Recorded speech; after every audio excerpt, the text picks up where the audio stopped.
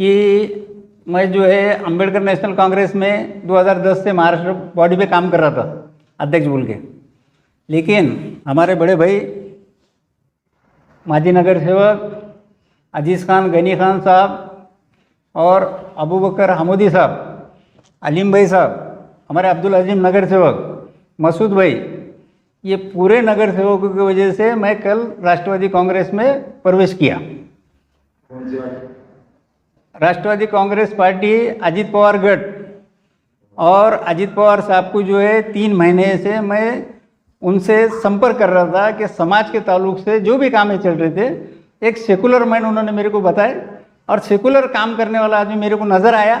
और हमारे बड़े भाई अजीज़ खान गनी खान साहब और अबू बकर साहब और बाकी पूरे नगर सेवक, इनके वजह से मैं राष्ट्रवादी कांग्रेस पार्टी में कल प्रवेश किया। इतना टाइम क्यों लग गया आपको नेशनल पार्टी में ज्वाइन होने को? क्योंकि आप पहले सिर्फ अम्बेडकर नेशनल पार्टी में ही काम कर रहे। नहीं, मकसद ये था कि समाज के काम हम कहाँ कर सकते, विकास के काम कहाँ कर सकते, इसके लिए आज जो ये 10 नगर सेवक जो अजीत दादा से जुड़े, उनको मद्देनज़र रखते हुए सबका ही बोलना था कि अपना एक ग्रुप अच्छा है, आप भी हमारे साथ आइए। तो मैं करके अम्बेडकर नेशनल कांग्रेस छोड़कर कल राष्ट्रवादी कांग्रेस में अभिजीत भैया देशमुख, इनके हाथ में प्रवेश किया और आगे पार्टी बढ़ाने का पूरा हमारा काम रहेगा। और जिलाध्यक्ष हमारे सतीश चौहान साहब, विक्रम काळे साहब, सुनील तटकरे साहब, हमारा एक अच्छे तरीके से कौम को हम कैसा इंसाफ दिला सकते, वो हेतु से मैं राष्ट्रवादी कांग्रेस पार्टी में गया हूँ। कितने टिकट मिल सकते हैं मुस्लिम समाज को महानगर पालिका? मुस्लिम समाज को ज़्यादा से ज़्यादा टिकट दिलाने का काम हम लोग करेंगे, क्योंकि हमारी एक ताकत बनी है और हम वो ताकत के हिसाब से दादा से बात करके, तटकरे साहब से बात करके इंशाल्लाह उतने सीटें अपन को जितना चाहिए, जितने सीटों पे हम आ सकते हैं, इंशाल्लाह आने वाले वक्त में महानगर पालिका अजीत दादा गढ़ की ताबे में रहेंगे, ऐसा मेरे को लगता है। आप भी लड़ने वाले हैं? नहीं, मैं इलेक्शन लड़ने वाला नहीं हूँ, लेकिन वक्त आया तो कोई आगे लड़ना पड़े तो आगे लड़ेंगे, लेकिन कारपोरेशन इलेक्शन नहीं लड़ने वाला हूँ। एक तरफ अजीत दादा गढ़ का आमदार जो है संग्राम जगताप मुस्लिम देश की बातें कर रहे हैं, आप राष्ट्रवादी कांग्रेस में प्रवेश करें। देखिए, अजीत दादा ने कल ही जो है उसका क्लियरेशन किया है, हमने भी उनको मैसेज किए थे कि अपने सत्ताधारी पार्टी के आमदार अगर समाज के ताल्लुक से अगर कभी ऐसा कुछ वक्तव्य होता है तो साहब ने डायरेक्ट बोले, मैं उनको नोटिस इशू किया और मैं उनको जो है तो बिल्कुल पूरी ताकीद देने वाला हूँ। राष्ट्रवादी कांग्रेस पार्टी का ये एजेंडा है नहीं, ये सेकुलर पार्टी है, हर समाज को, मुस्लिम समाज को, हर भटके जाति समाज को साथ लेके चलने वाली पार्टी है और मैं काम करने वाला हूँ, ऐसा उन्होंने हमको बताया। आमदार कैलाश पाटिल भी शिवसेना में चले गए। नहीं, अब देखिए पार्टी का कैसा है साहब, आने वाले आएंगे, जाने वाले जाएंगे, लेकिन पार्टी का जो है कहीं भी कोई काम जो है पार्टी का नहीं रुकता और उसके अंदर जो है काम करने की जिसकी इच्छा है, समाज के लिए जो सोचता है, वो पार्टी के अंदर बिल्कुल डट के काम करता है। औरंगाबाद में अभी कुछ दिन पहले आपने भी न्यूज देखे, आप भी उसमें थे कि इतने बड़े पैमाने में अतिक्रमण हुआ, लोगों को बेघर किया गया, उसके ताल्लुक से क्या आपकी सरकार जरूरत देंगे बेघरों को?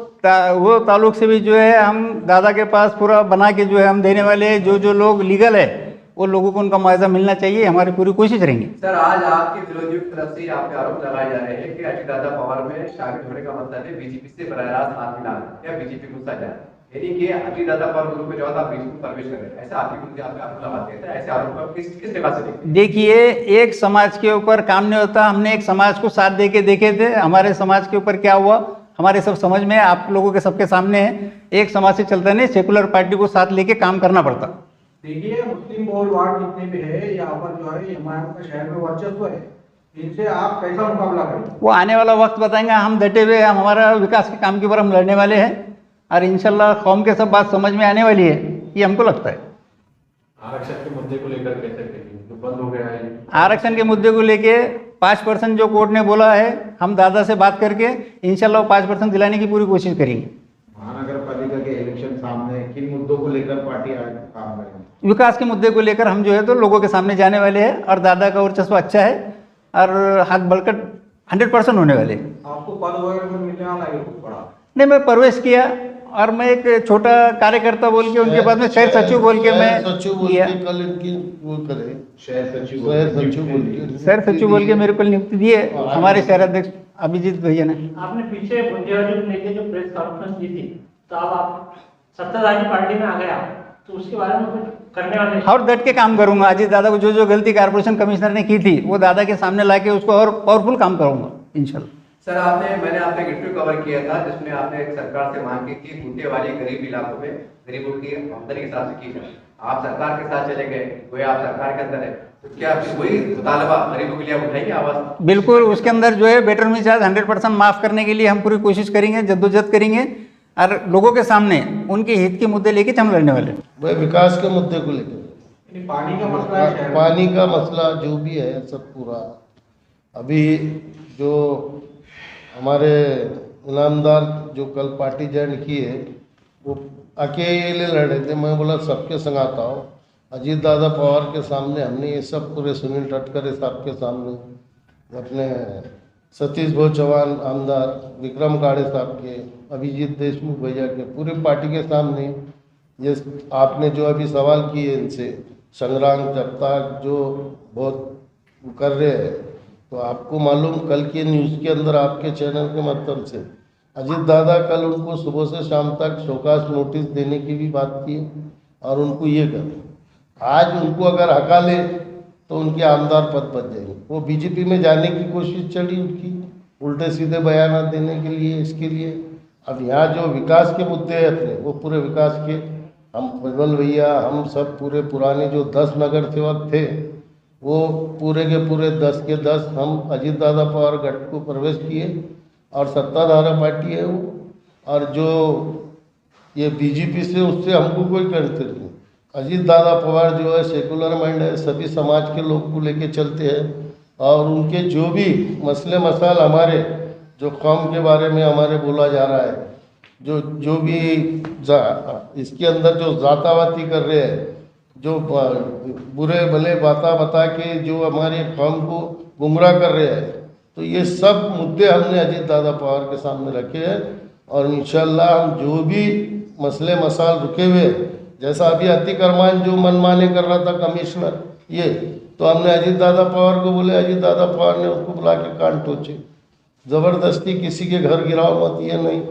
अब ये जो बीच में ऐसे मसले आ गए थे कि जो मनमाने अपना काम कर रहा था, किसकी सुंदरा नहीं था, और जो अतिक्रमण में है वो भी तोड़ रहे, जो अतिक्रमण में नहीं थे वो भी तोड़ रहे थे, तो वो हमने ब्रेक लगाने को लगाए। जब से वो हुआ फिर हमारे पार्टी का विनोद को जो धरने पे बिठा दिए थे हमने सबने कमिश्नर के बंगले के सामने, तो उसको समझ में आया कि भाई मेरे घर के ऊपर धरने को बैठे तो मेरे को आने जाने को अड़चन हो रही, तो वैसे लोगों के घर तोड़ा था, तो उसके समझ में आया।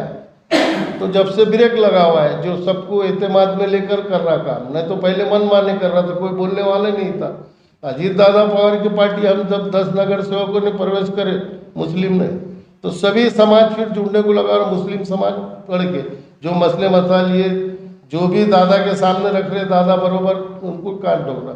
बीच में नारायण राणे का छोकरा पक पक कर रहा था, तो उसको कान टोचे जब से वो भी, और गिरीश सुमैया भोंगे भोंगे कर रहा था, दादा ने बोले तू तेरा ही भोंगा बंद कर दूंगा, तो जब से उसका भी है। तो अपने को उनमें जाके उनसे हाथ मिला के अपने मुद्दे, अपने पार्टी के जो भी अपने मुस्लिम मसाइल के, अपने वार्ड के विकास के, पानी के, इसके जो भी मसले हैं अपने, तो वो उनके सामने रखेंगे। और रोलिंग पार्टी है दादा, काम करते दादा, इसीलिए सब समाज अपना मुस्लिम समाज उनके संग जा रहा। बीजेपी का मसला सर जिस आप एरिया से आते हैं कि चुनाव की हलचल शुरू हो चुकी है और आप भी कह रहे हैं कि चुनाव की मैदानी की तैयारी लगे हुए हैं, आप हल्के से आते हैं गढ़ माने हैं पिछले साल, तो कितनी चुनौती मानते, कैसा हाथ समीकरण रहेगा आपकी बात? नहीं कोई गढ़ नहीं रहेगा। अभी जो उनका भरम था वो भरम खत्म हो गया। और दूसरी बात, जो उन्होंने कुछ किए ही नहीं ना काम, उनको जो कौम ने एक मत से चुन के दी थी, तो उनके कोई नगर सेवकों ने काम करे ना किसी ने काम करा, सिवाय जिसके घरा गिरा उसके घरा गिरा, सिवा कुछ काम नहीं करे वो।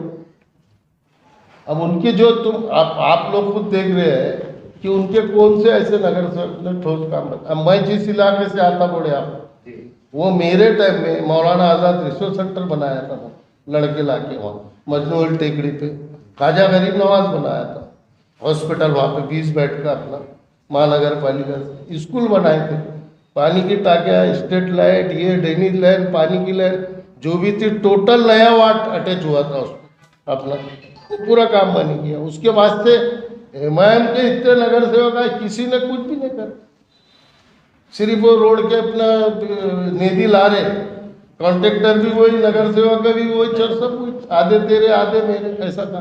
पूरे वार्ड के लोग को मार, विकास का कोई पता नहीं हुआ। तो अभी हम जो अजीत दादा पवार के जो पार्टी में गए हैं, हम सब पूरे हमारे साथी फजल भैया है, अलीम बेग है, अबू बकर है, अजीम है, ये सब जितने भी लोग हैं सब पूरे। अब एमआईएम के लोग खुद राष्ट्रवादी में जुड़े हैं। कोई नाम बता सकते हैं आप? अभी मौका नहीं आएंगे अजीम आ जाओ, सब आएंगे 2-4 दिन में आप लोगों के सामने आ जाएंगे सब। मतलब एमआईएम के जो पुराने नगर सेवक सब आपको हम 8 से 4 दिन के अंदर ही यहीं पे प्रेस लेके आपके सामने कौन कौन आ रहे बता दें, एक बड़ी विकास सकती इंशाल्लाह। आज प्रेस कॉन्फ्रेंस का मकसद ये था कि हमारे शहर की मारूफ हस्तियत जो बहुत एक्टिव है, मुतहरिक शख्सियत मोइनी इनामदार साहब ने राष्ट्रवादी कांग्रेस में शमूलियत इख्तियार की। कल अभिजीत भैया देशमुख जो राष्ट्रवादी कांग्रेस पार्टी के शहर अध्यक्ष हैं, उनकी अध्यक्षता में मोइन भाई ने राष्ट्रवादी कांग्रेस पार्टी अजीत दादा पवार में प्रवेश लिया। ये हमारे लिए सबके लिए बहुत बड़ी खुशी की बात है। और हमारा ग्रुप जो पूरा एक्टिव ग्रुप है, जिसमें हमारे अजीज़ भाई है, हमारे अमूदी भाई है, अजीम भाई है और दूसरे लोग जो है जो बाकी नगर सेवक रहे, फजल भाई है, माफ़ी चाहता फजल भाई है, इन तमाम लोग जो शहर में एक ज़माने से विकास का काम कर रहे हैं, इन सब का एक बहुत अच्छा ग्रुप तैयार हुआ है। और आने वाले दिनों में अभी महानगर पालिका के भी इलेक्शन है, उसमें हम जनता के लिए जो है अच्छे से अच्छा जो काम हो सकता है, जो महानगर पालिका का है, पानी का, ड्रेनेज का, स्ट्रीट लाइट का, जैसा कि गुंटेवारी पे ऑलरेडी हमारे मोइन भाई काम कर रहे हैं, उसमें और ज़्यादा ट्रांसपेरेंसी और लोगों के लिए जो सुविधा हो सकती है उसके लिए हम काम करेंगे। क्योंकि देखिए अजीत दादा पवार वो एक ऐसा वाहिद शख्स है, ऐसा लीडर है जो 24 घंटे में से 18 घंटे लोगों के लिए समर्पित है। जब से वो सत्ता में आए आप देख रहे हैं कि आम लोगों के लिए वो काम कर रहे हैं, कोई भी समुदाय के लिए कर रहे हैं। शाहू फुले अम्बेडकर की सोच रखते हैं अजीत दादा पवार और उसी पर अमल कर रहे हैं जी। बीच में हमारे स्टेट में महाराष्ट्र में कुरैशी बरादरी को लेकर एक बहुत बड़ा मसला संगीन हो गया था, लेकिन दादा से जब ये कुरैशी बरादरी ने मुलाकात की तो दादा ने चंद मिनटों में वो मामला सॉल्व कर दिया है। ख़ासतौर से माइनॉरिटी जो कम्युनिटी है उसको लेकर दादा का बहुत साफ काम है और वो सभी समाज को साथ में लेकर चल रहे हैं। मोइन भाई के आने से जो है हमें उम्मीद है कि हमें पूरा विश्वास है कि आने वाले दिनों में हम महानगर पालिका में बहुत अच्छा काम करेंगे और ज़्यादा से ज़्यादा हमारे नगर सेवक चुन के आएंगे और लोगों की जो भी प्रॉब्लम्स है कुछ वो हम जो है पूरी ताकत से सॉल्व करेंगे। मैं मोइन भाई का दोबारा जो है राष्ट्रवादी में आने के लिए इस्तकबाल करता हूं और अपनी नेक ख्वाहिशात का इज़हार करता हूं। आपने एक बहुत अच्छा मुद्दा उठाए थे, बर्थ सर्टिफिकेट, ब्लड सर्टिफिकेट, तो वो क्या मुद्दा दादा से बोल के सॉल्व कराएंगे आप? देखिए अभी तक नहीं आती, अभी भी लोग परेशान हैं। देखिए मैं आपकी गलतफहमी दूर करना चाहता हूं कि जो स्टेट चाहे सेंट्रल की लो चाहे स्टेट की है, ये लोगों की भलाई के लिए जो है काम करते हैं, लेकिन जो एडमिनिस्ट्रेशन है, जो एडमिनिस्ट्रेटिव ऑफिसर है, वो शासन की, स्टेट सेंट्रल गवर्नमेंट की दिशा भूल करके कुछ ऐसे फैसले कर देते हैं अपने लेवल पे जो शासन को नहीं पता होता है। तो जो वो गलत फैसले कर रहे हैं जो जीआर में नहीं है, ऐसे फैसले हम जो है शासन को बताएं या जो रूलिंग पार्टी हमारे नेता है उनको बताएं तो बराबर काम करेंगे। क्योंकि ये सारी स्कीम्स और जो योजना है ये लोगों की भलाई के लिए होती है। उसी को लेकर मैंने हाईकोर्ट में पिटीशन दाखिल करा। हाईकोर्ट ने जो है महानगर पालिका आयुक्त को नोटिस जारी किया है और 6 नवंबर तक उसको जो है अपना जवाब देने के लिए कहा है कि डेथ, बर्थ और मैरिज में आपने जो नया अमेंडमेंट किया है अपने दिल से, ये क्यों किया है, किस बेस पे किया है। तो आने वाली 6 नवंबर तक महानगर पालिका को अपना जवाब दाखिल करना है। सर एक सवाल आपसे सर, 1326 लोगों के जन्म प्रमाण पत्र रद्द किए गए हैं, ये अखबार की रिपोर्ट है, आपको पता है, इसके बारे में आपकी अपनी भूमिका क्या है? देखिए 1326 जो रद्द हुए वो किस बिना पर हुए और उसके लिए जो है कोर्ट में भी अगर जाए तो कोर्ट जो है जवाब पैदा करता है और जो विक्टिम है उसके लिए उसको मौका देता है कि आप के साथ जो नाइंसाफ़ी आप पेश करें। तो मुझे उम्मीद है 1326 अगर ये गलत तरीके से रद्द हुए हैं तो कोर्ट से इन लोगों को बराबर इंसाफ मिलेगा।